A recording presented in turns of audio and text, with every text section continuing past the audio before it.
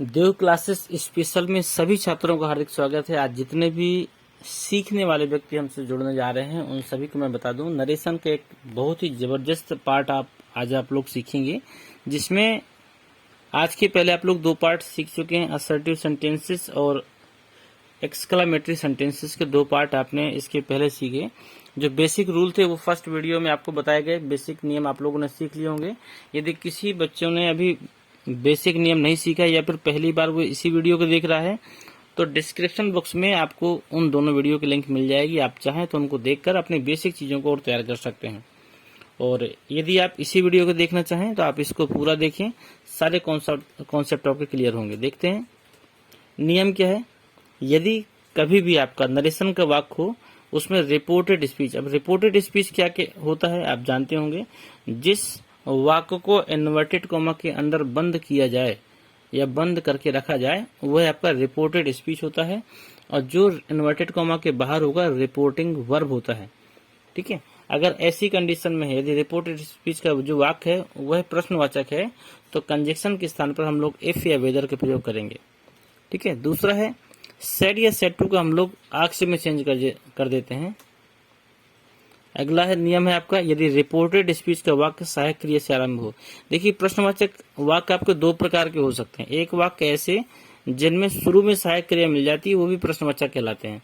और एक वाक्य ऐसे जिसमें शुरू में प्रश्नवाचक शब्द मिल जाए, जैसे व्हाट, वेयर, हु, हाउ, इस तरह के शब्द मिल जाए तो उनको भी हम लोग प्रश्नवाचक ही कहते हैं।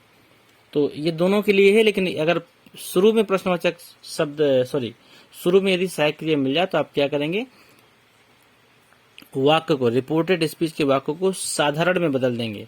और जो नियम आपके पहले चलते थे, क्या नियम, सन/बटे 123 का नियम वो ज्यों का त्यों लागू होगा। टेंसों में परिवर्तन का नियम वो ज्यों का त्यों लागू होगा। अगला नियम देखते हैं, यदि रिपोर्टेड स्पीच का वाक्य प्रश्नवाचक शब्दों से प्रारंभ हुआ है, यदि रिपोर्टेड स्पीच का जो वाक्य है प्रश्नवाचक शब्दों से आरंभ हुआ है तो इनडायरेक्ट बनाते समय यही प्रश्नवाचक शब्द कंजक्शन का कार्य करते हैं और अलग से हम किसी कंजक्शन का प्रयोग नहीं करते हैं। प्रश्नवाचक रिपोर्टेड स्पीच को साधारण रिपोर्टेड स्पीच में बदल दिया जाता है। और ये विशेष नियम है जिसको लेकर बड़ी कंफ्यूजन होती है। बहुत बच्चों का ये प्रश्न भी था कि ऐसा क्यों होता है, उसको नीचे समझ लीजिएगा कि यदि रिपोर्टेड स्पीच के वाक्य में प्रार्थना, सलाह देने की बात कही गई हो, ध्यान दीजिएगा, यदि रिपोर्टेड स्पीच के वाक्य में प्रार्थना और सलाह देने की बात कही गई हो तो इनडायरेक्ट में परिवर्तन करते समय जो सेकेंड पर्सन या थर्ड पर्सन दिया गया है, अगर सेकेंड पर्सन या थर्ड पर्सन का कोई भी शब्द दिया गया है कर्ता के रूप में, तो इनके साथ हम वुड के स्थान पर शुड का प्रयोग करेंगे। वैसे आप लोग जानते होंगे शुड का प्रयोग सिर्फ आई और वी के साथ होता है। शुड का प्रयोग सिर्फ आई और वी के साथ क्यों होता है? क्योंकि आई वी के साथ सेल लगता है तो सेल की सेकंड फॉर्म आपकी शुड हो जाती है, तो शुड लगा देते हैं। लेकिन यदि प्रार्थना, सलाह देने की बात कही गई हो तो ऐसी कंडीशन में सेकेंड और थर्ड पर्सन के जितने भी शब्द हैं उनके साथ हम लोग शुड का प्रयोग कर सकते हैं। इसको आप गलत न मानिएगा, ये आपका सही है। अब कुछ वाक्य ऐसे होते हैं जो यस और नो वाले होते हैं। क्या है इनका नियम, बेसिक नियम, उसको देख लेते हैं थोड़ा सा। यदि रिपोर्टेड स्पीच में यस या नो आया हो, ध्यान दीजिएगा, यदि रिपोर्टेड स्पीच में यस या नो आया है तो हम क्या करेंगे, इनके स्थान पर, मतलब रिपोर्टेड स्पीच में जहां पर यस या नो लगा है तो इनके स्थान पर हम रिपोर्टेड स्पीच के वाक्य के सब्जेक्ट को लिखेंगे और उसके तुरंत बाद हम वर्ब को भी लिखेंगे। यह नियम है। फिर से ध्यान दीजिएगा कि यदि रिपोर्टेड स्पीच में यस या नो आया है तो इनके स्थान पर उसी वाक्य का हम लोग क्या करेंगे, सब्जेक्ट और क्रिया का प्रयोग करते हैं। एक्सरसाइज देख लेते, समझ में आ जाएगा। जैसे लिखा हुआ, रामा सेड सीता, रामा ने सीता से कहा can you land me this watch, Rita said yes. अब यस आ गया है तो हम यस के लिए क्या करेंगे, तो देख लीजिए हमने क्या लिखा, पूरे वाक्य को ज्यों का त्यों बनाया। Rama said Sita can you land me this watch, इस वाक्य को हम लोग अलग बना लेंगे। इसके बाद में रीता सेड और इसके बाद में लिखा है यस। तो जो यस है यहाँ पर हम क्या करेंगे, जो भी कर्ता बन सकता है यहाँ पर देखिए कर्ता क्या है, रिप्लाई, यहाँ पर लिखा हमने रीता और सेड की जगह हमने रिप्लाइड कर दिया क्योंकि अब रीता उत्तर दे रही है रीता ने उत्तर दिया, क्या दिया, हम इन्वर्टेड कॉमा को अलग करेंगे तो दैट लग जाएगी। ये तो आपको पता ही है साधारण वाक्यों में, क्योंकि ये वाक्य साधारण है, पहला वाक्य आपका इंट्रोगेटिव है, दैट लगा दिया। इसके बाद में जो यू था, यू किसके अनुसार बदलेगा, यू बदलेगा कहीं ना कहीं रामा के अनुसार।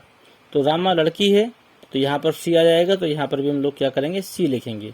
इसके बाद में देखिए यू बदला किसमें, कुड में। तो ये जो कर्ता और सहायक क्रिया है, इसी को हम उठाकर जो को तो यहाँ रख देते हैं बस। अब मुझे लगता है कि ये यस या नो वाले वाक्य आपको समझ में आ गए होंगे। हालांकि ये वाक्य आते बहुत कम है, स्टेट बोर्ड की परीक्षाओं में बहुत कम पूछे जाते हैं। कंपटीशन की परीक्षाओं में यदि कभी पूछा जाए तो नहीं कह सकते हैं, तो आप इस नियम को भी देख सकते हैं। एक वाक्य नो वाला भी देख लेते हैं। He said to Ravi, are you attend the class, Anand that he was not.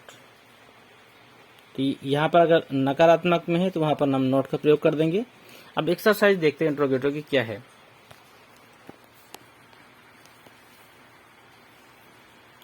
Exercise में हम लोग पहला वाक्य देख लेते हैं। लिखा हुआ that girl said to me, लड़की ने मेरे से क्या कहा, इज द मैंगो स्वीट। यहाँ पर मैंने आपको बताया था कि यदि रिपोर्टिंग वर्ब रिपोर्टेड स्पीच क्या होता है, जो नए बच्चे हैं उनको ध्यान देना होगा। ये जो इन्वर्टेड कॉमा के बाहर लिखा हुआ है, ये आपका रिपोर्टिंग वर्ब है, और जो रिपोर्टिंग, ये जो इन्वर्टेड कॉमा के अंदर लिखा है, ये रिपोर्टेड स्पीच है। मैंने आपको बताया था कि यदि रिपोर्टेड स्पीच का प्रारंभ सहायक क्रिया से हो, कोई भी सहायक क्रिया अगर सहायक क्रिया से हो, तो हम इस वाक्य को साधारण में बदल देंगे। नियम ये कहता है। सेड या सेड टू के स्थान पर आक्ष का प्रयोग करेंगे, ASKED। इसके अलावा हम लोग कंजक्शन इफ या वेदर का प्रयोग करेंगे। तो लो हम बना के दिखाते हैं आपको। द गर्ल आस्क्ड मी, लड़की ने मेरे से कहा, क्या कहा, इफ लगा दिया हमने।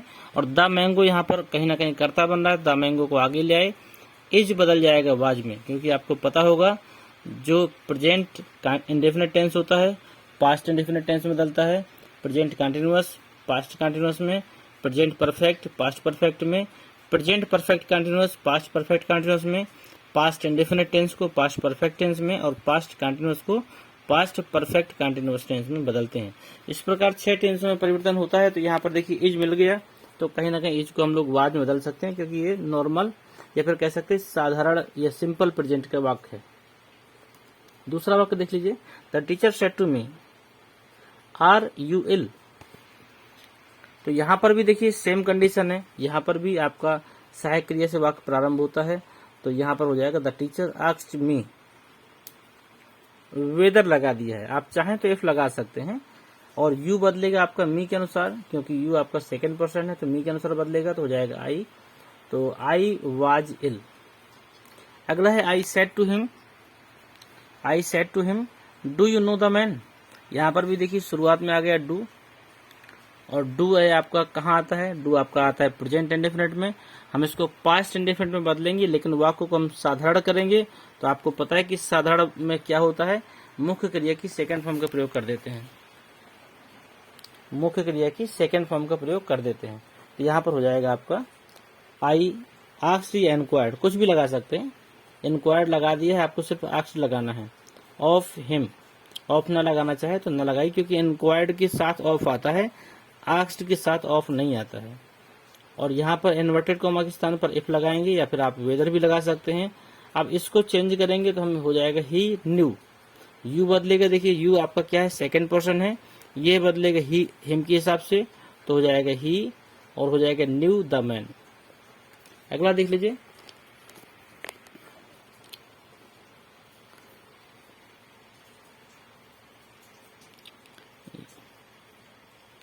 यहाँ पर नितिन होना चाहिए था, लेकिन ठीक है जो लिखा है कोई दिक्कत नहीं है, हम नितिन ही पढ़ लेते हैं। Nitin said to Mangal will you help me. तो यहाँ पर हो जाएगा सेड टू के स्थान पर आस्क्ड हो जाएगा, कॉमा इन्वर्टेड कॉमा के स्थान पर इफ हो जाएगा, और यू जो है आपका, यू कहीं ना कहीं सेकंड पर्सन है, यह बदलेगा आपका मंगल के हिसाब से, तो कर्ता बन जाएगा ही, विल का हो जाएगा वुड, और हेल्प और मी की जगह हो जाएगा हिम। कैसे हो गए हिम, क्योंकि मी आपका फर्स्ट पर्सन है, और आपका नितिन जो है कहीं ना कहीं किसी लड़के का नाम है, तो यहाँ पर हिम हो जाएगा। निखिल भी कर सकते हैं, अब ये टाइपिंग एरर है, हो गई है। तो मुझे लगता है कि अब चीजें आपकी क्लियर हो गई होंगी। कुछ वाक्य हम और देख लेते हैं। ये देखिए, इनको स्क्रीनशॉट लीजिए। ये वाक्य आपको स्वयं बनाने हैं, बने भी हैं, ऐसा नहीं कि बने नहीं हैं। इसका स्क्रीनशॉट ले लीजिए, इसको बनाने का प्रयास करिएगा, सीखना है आपको। और इसके बाद में दूसरे तरीके के वाक्य आपको बताता हूँ। इसका स्क्रीनशॉट ले लीजिए या फिर आप स्वयं विचार करिए इसको हम कैसे बना सकते हैं। एक एक वाक्यों को आप बनाते जाइए। मुझे उम्मीद है कि अब आपने जो भी सीखा है वो आपका काम आएगा और उसको आप आसानी से बना भी सकते हैं। चलिए, कुछ वाक्यों को मैं फिर से बता देता हूँ। आई सेड टू मनीष, तो सेड टू को देखिए आस्क्ड। अब केवल आपको पॉइंट टू पॉइंट ध्यान देना है। सेड टू की जगह हमने क्या लिखा, आस्क्ड लिखा। इन्वर्टेड कॉमा के स्थान पर इफ लिखा। यू आपका सेकंड पर्सन है, मनीष के हिसाब से बदलेगा तो हमने ही कर दिया।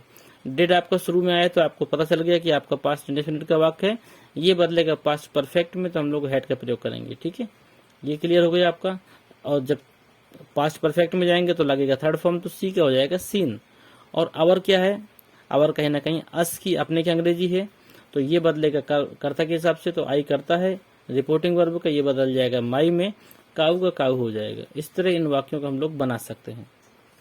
अगला देखते हैं, कुछ ऐसे वाक्य देखते हैं जिसमें से प्रश्नवाचक शब्द आरंभ में आया होगा। इन सभी वाक्यों में आपका सहायक क्रिया से प्रारंभ हुआ है। अब हम देखते हैं प्रश्नवाचक शब्द जिसमें आया है, ये लिखा हुआ है who broke the glass, she said. इन वाक्यों को आप बना लीजिएगा। अगला she said comma inverted comma who broke the glass, तो यहाँ पर देखिए हु आगे आपका, तो सी सेट की जगह सी वांटेड इसने कर दिया। आप चाहें तो लगाइएगा, ना चाहें तो आप आस्क्ड का ही प्रयोग कर दीजिएगा। ठीक है, टू नो। अब यहाँ पर हु क्या हो जाएगा, हु आपका कंजक्शन लग जाएगा। और वांटेड टू नो लिख दिया इसने, आपकी कोई आवश्यकता नहीं लिखने की। आप सी ए एक्स के डी, जो सी आस्क्ड हो जाएगा आपका, और हु आपका कंजक्शन हो गया। और इसके बाद में कर्म को आप चाहें तो आगे ला सकते हैं, या फिर आप सीधे सीधे भी वाक्य को बनाना चाहें तो सीधे हु के बाद में क्या करिए, ये किस टेंस में पहले से, हु ब्रोक। अब आपको पता है ब्रोक आपका सेकंड पर्सन है, और सेकंड पर्सन होगा तो ये किस में जाएगा, पास्ट इंडेफिनिट में जाएगा, तो ये बन जाएगा who had broken the glass. अब ये जो वाक्य हैं, ये सभी वाक्य कहीं ना कहीं ऐसे हैं जो प्रश्नवाचक शब्दों से प्रारंभ होते हैं। तो यहाँ पे लिखा हुआ है होम, ठीक है, तो इसमें लिखा है वांटेड टू नो, तो यहाँ पे वांटेड टू नो लगाने की आवश्यकता नहीं है। आप सेट की जगह पे आस्क्ड का प्रयोग करिए और होम की जगह पे होम लगा दीजिए। इसके बाद में बाकी वाक्यों को साधारण कर दीजिए।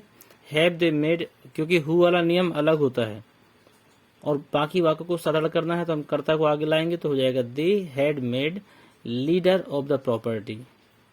क्योंकि हैज हैव कहाँ पाया जाता है, प्रेजेंट परफेक्ट में पाया जाता है। पास्ट परफेक्ट में बदलेंगे तो हैड मेड कर देंगे, पूरा का पूरा हमें उतार देना है। ये हुज वाले वाक्य हैं।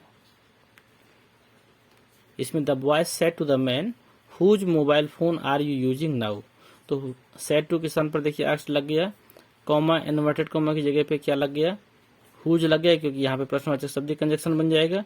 और पूरे वाक्य को हम लोग क्या करेंगे, साधारण में बदल देंगे। इस प्रकार वाई वाला वाक्य भी है, आप देख सकते हैं। इसमें वाई को हमने कंजक्शन बनाया और वाई के बाद लिखा है डू यू लुक, तो अब जब आप साधारण में बनाएंगे तो सहायक क्रिया कब आती है, कर्ता के बाद, तो डू को हम यहाँ लेकर जाएंगे तो लुक का हो जाएगा लुक्ड, क्योंकि डू हट जाएगा और डिड लगना चाहिए, लेकिन साधारण में डिड लगता नहीं है, सेकेंड फॉर्म आती है, इसलिए हम लुक का कर देंगे लुक्ड। और पूरा वाक्य हम ज्यों को उतार देंगे। लास्ट में दिया गया टू डे बदल जाता है दैट डे में। इस तरह ये वाक्य दिए गए हैं, इनका स्क्रीनशॉट ले लीजिए, इनका फटाफट स्क्रीनशॉट ले लीजिएगा। इनको आपको बनाना है और सीखना है। इसके बाद में ये कुछ वाक्य दिए गए हैं, उम्मीद है आपने सीखे होंगे और इनको बनाना भी आपको चाहिए, क्योंकि अगर यदि बनाएंगे तो आपकी बहुत सारी चीज़ें और भी कंप्लीट हो जाएंगी।